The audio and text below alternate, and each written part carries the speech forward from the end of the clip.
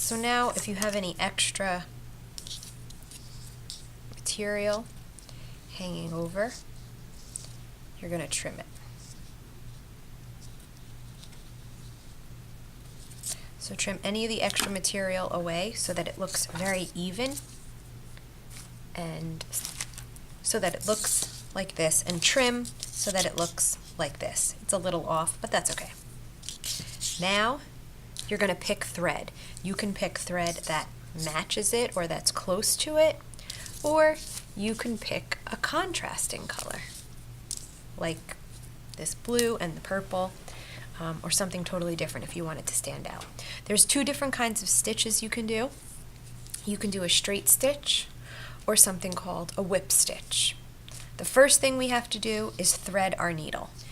So you're going to take a piece of yarn. If yours is on the thread like this, you just kind of hold the thread in your hands like this, pull it out. It should pull kind of neatly, or not.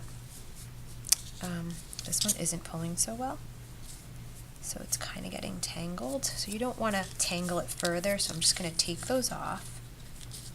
I'm going to try to see what's going on here. Looks like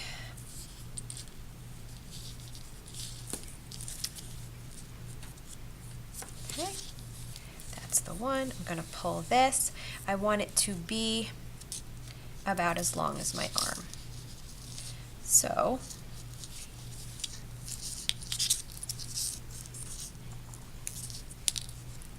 going to take this, hold it in my hand, pull it up to my shoulder. I don't know if you can see this, to my shoulder, and I'm going to make a loop and cut. I probably will need more, so I can just set it aside for now, and I'm going to thread my needle. Your needle is sharp, be careful. These are Post-it notes, but they're also needle threaders. They work great. They're like a little hot dog bun. You open them up, you lay your thread inside, and you don't want your thread sticking out. So once I get it in there, I'm going to kind of squeeze it together, and then I'm going to slide it back so it doesn't stick out.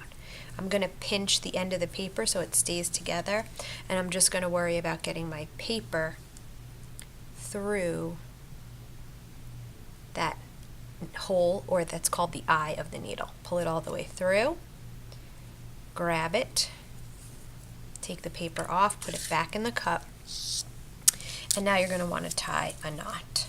You want to keep this end short, about the size of the needle, and this end long. You can cross the short end over the long end, put that short tail under and through the loop. And do that one more time. Cross the short end over the long end, put that tail under and through the loop. Now that's going to come loose eventually. At the end, you're going to tie another knot on the end. Tie it very close to the end. You want to have about that much left over, and I'm going to tie another one in the same spot. So again, I just make a loop with the short tail underneath. I cross it over top and through the loop and pull. The side with the chalk line on it is going to be your back side, so that's where I'm going to poke into. I'm going to start in a corner or in where my bumps meet, and I want to go follow this edge of the chalk line, the inside edge of the chalk line. That's going to keep a consistent line and keep the spacing around my chalk, around my edge, the same. So you're going to need to wiggle it a little bit to get it out. Sometimes it gets a little bit stuck.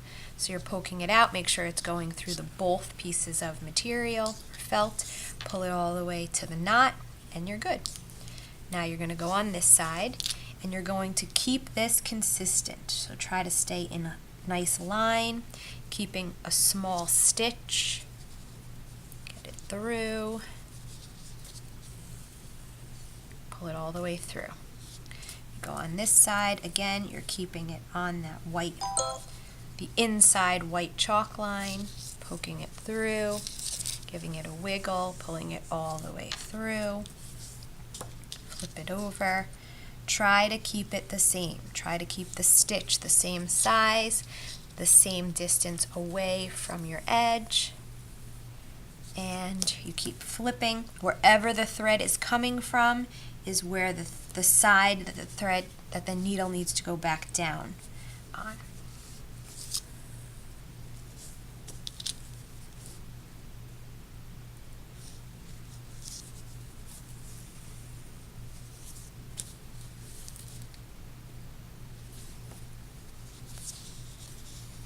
You always want to make sure it's getting both parts of the felt.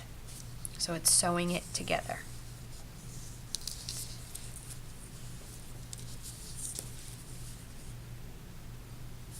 And you will keep going all the way around. Whenever you're not using your needle, you can park it, much like when you pin it. You just go down into it, bend it, and come back up. That's going to keep your needle in there, and it's going to keep it safe. Now I'll show you the whip stitch. So this is the back. I'm going to start on the back. I'm going to poke in at the top edge of my white chalk, and I'm going to go, go in through the back, and then you're going to make sure it comes through both of the felt pieces. You're going to come around, keep this tail out of your way, and you're going to come right next to it, right on the top of that chalk line, poke it through, and pull. Do the same thing again. So this is a whip. You're whipping all the way around the felt to make this more decorative edge. You want to keep these pretty close together because eventually we're going to be stuffing the pillows or the clouds, and we don't want our stuffing to come out. And you don't want to pull it so tight that it's puckering like that. So you just kind of want to keep it flat. And so now I'm going to come around and do that. Also make sure you don't go through your loop like this. On this side, you don't want to go poke through it. You want to keep this out of your way. Wiggle. This is going to take some time. Just be patient and keep going.